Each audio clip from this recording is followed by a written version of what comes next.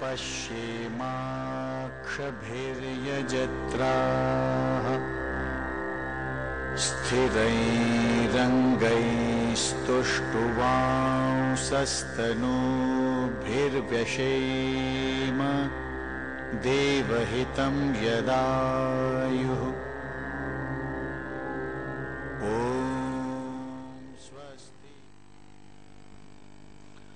May I request Dr. P.K. Pradhan to welcome the guests.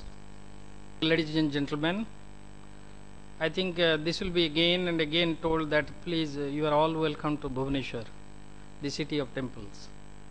I am sure you must have taken a lot of pain to come down to Bhubaneswar, long way from India as well as abroad.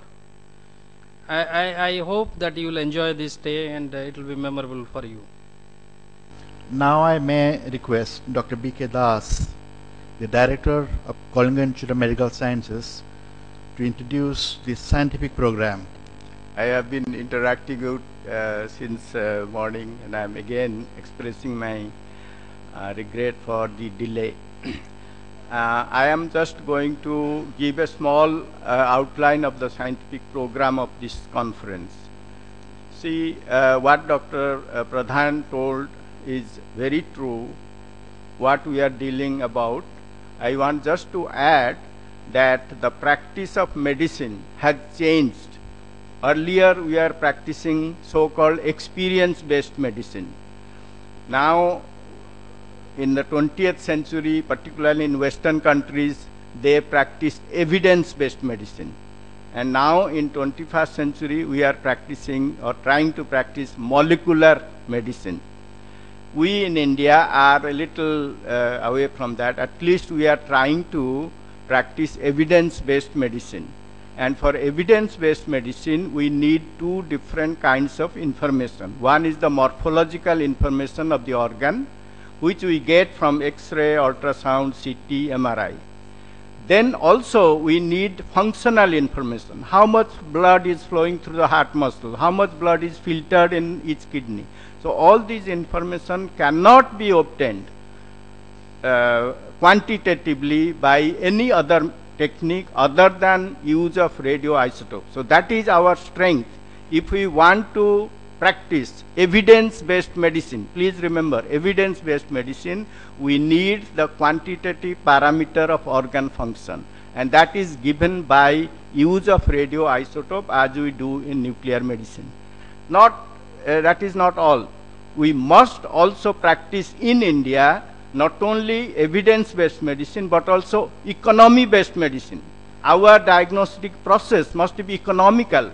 I see every day patients go through a simple hydronephrosis patient goes through 4 different investigations before he is sent for a sequential scintigraphy of the kidneys.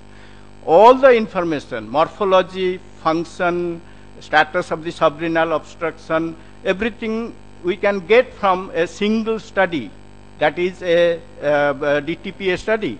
But they undergo all these studies only in specific cases. If somebody, a surgeon needs very detailed structural information, he can go for some other study. So this has to percolate to the practicing physicians that it is not only that we practice modern evidence-based medicine, but it must also be economical. It should be affordable. So our job is to make diagnosis evidence-based as well as economical. So this is the main purpose of having the scientific program. I am very thankful for the president of the society who made a scientific committee to go through all the papers and prepare the scientific program. So I am only implementing. There will be a lot of discussion, lot of problems, why this was included, why not that, and all that. But this is the scientific committee which decided the program. And I am working with a very